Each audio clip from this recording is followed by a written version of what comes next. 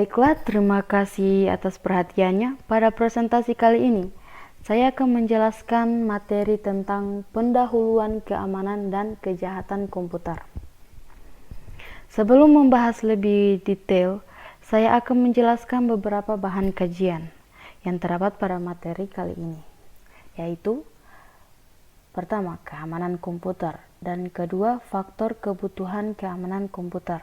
Ketiga, penyebab meningkatnya kejahatan komputer, dan keempat, klasifikasi keamanan dan karakteristik penyusup. Dan yang terakhir yaitu aspek keamanan komputer. Kita mulai dengan pengertian keamanan komputer. Keamanan komputer atau disebut juga dengan cyber security, yaitu keamanan informasi yang diaplikasikan kepada komputer dan jaringan. Selanjutnya, istilah keamanan komputer. Ada dua istilah keamanan komputer. Yang pertama, information-based society, yaitu kemampuan untuk mengakses dan menyediakan informasi secara cepat dan akurat menjadi sangat esensial bagi sebuah organisasi, baik yang berupa organisasi komersial atau perusahaan, perguruan tinggi, lembaga pemerintahan, maupun individual. Istilah yang kedua yaitu security hole. Terhubungnya LAN atau komputer ke internet membuka potensi adanya lubang keamanan lain atau security hole yang tadinya telah teratasi dengan mekanisme keamanan secara fisik dan lokal. Jaringan, terutama internet, merupakan sebuah jaringan komputer yang sangat terbuka di dunia. Selanjutnya, faktor kebutuhan keamanan komputer. Mengapa keamanan komputer dibutuhkan? Karena melindungi sistem dari kerentanan akan menjadikan sistem kita berpotensi untuk memberikan akses yang tidak diizinkan bagi orang lain yang tidak berhak. Mengurangi risiko ancaman, hal ini biasa berlaku di institusi dan perusahaan swasta. Ada beberapa macam penyusup yang dapat menyerang sistem yang kita miliki. Melindungi sistem dari gangguan alam seperti petir dan lain-lainnya. Menghindari risiko penyusupan, kita harus memastikan bahwa sistem tidak dimasuki oleh penyusup yang dapat membaca, menulis, dan menjalankan program-program yang bisa mengganggu atau menghancurkan sistem kita. Selanjutnya, penyebab meningkatnya kejahatan.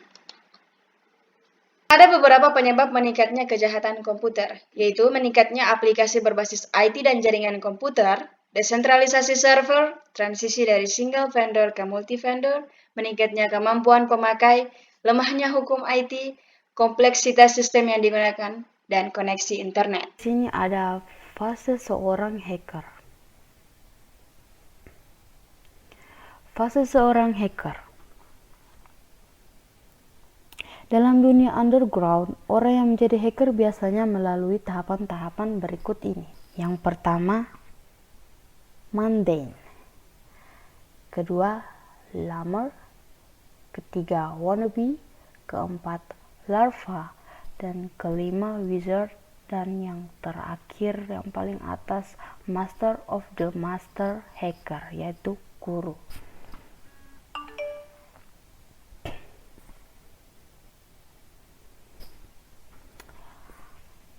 Mundane person merupakan tingkatan paling bawah. Seseorang pada tingkatan ini pada dasarnya tidak tahu sama sekali tentang hacker dan cara-caranya.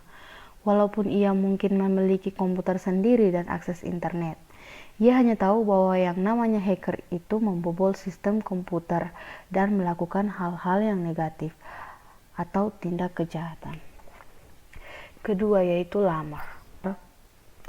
Pada tingkatan ini masih dibingungkan oleh seluk-beluk hacking karena ia berpikir bahwa melakukan hacking sama seperti cara-cara waras. Atau dalam dunia underground berarti menggandakan perangkat lunak secara ilegal. Pengetahuannya tentang hal-hal seperti itu masih minim, tapi sudah mencoba belajar. Seseorang pada tingkatan ini sudah bisa mengirimkan trojan yang dibuat orang lain atau pada komputer orang lain ketika melakukan obrolan pada IRC atau ICQ dan menghapus file-file mereka. Pada hal ia sendiri tidak tahu persis bagaimana Trojan bekerja. Yang berikut ada wannabe.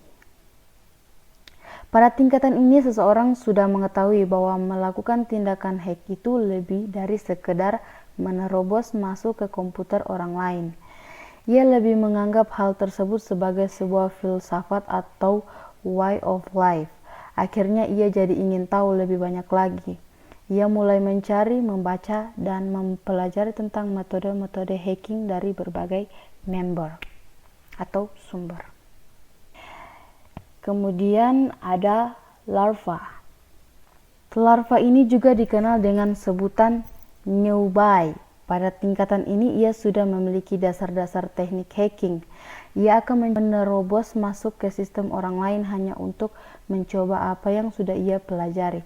Meskipun demikian, pada tingkatan ini ia mengerti bahwa kita melakukan hacking ia tidak harus merusak sistem atau menghapus apa saja jika hal itu tidak diperlukan untuk menutupi jejaknya. Kemudian ada wizard. Wizard secara harfiah istilah ini berarti dukun, tukang sihir. Wizard merupakan salah satu tuntunan ketika menjalankan program, baik pada saat melakukan instalasi, setting, dan sebagainya. Tingkatan keahlian dari seorang hacker, istilah ini diberikan pada seseorang yang telah memiliki pengetahuan luas di bidangnya. Kemampuannya tersebut tidak diragukan lagi. Dan yang terakhir, yang paling atas ini adalah guru. Dia adalah master of the master hacker. Dia ini seseorang yang mengetahui semua hal pada bidangnya, bahkan yang tidak terdokumentasi.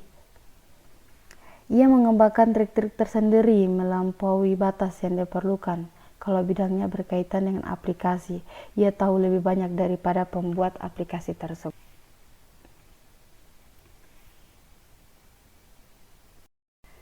Yang berikut ada klasifikasi keamanan dan karakteristik penyusup. Klasifikasi keamanan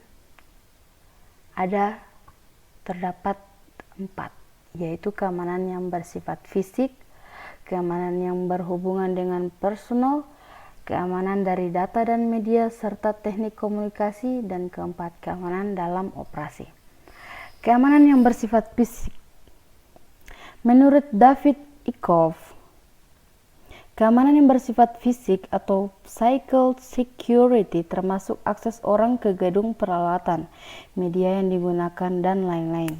Contoh, wiretapping berhubungan dengan akses ke media kabel dan komputer secara langsung. Dan kedua, denial of service dilakukan dengan mematikan peralatan atau membanjiri saluran komunikasi dengan pesan-pesan dengan jumlah yang besar. Dan ketiga, silent vault attack, di mana sistem host yang dituju dibanjiri dengan permintaan sehingga menjadi sibuk dan mengakibatkan komputer menjadi macet atau hang disebabkan resource komputer yang terbatas. Kemudian yang kedua, keamanan yang berhubungan dengan personal. Contoh, identifikasi username dan password. Dan kedua, profil resiko dari orang yang mempunyai akses. Kemudian keamanan dari data dan media serta teknik komunikasi. Dan keempat, keamanan dalam operasi. Keamanan dalam operasi adanya prosedur yang digunakan untuk mengatur dan mengelola sistem keamanan termasuk prosedur setelah serangan. Dan berikutnya karakteristik penyusup. Di sini ada beberapa karakteristik penyusup.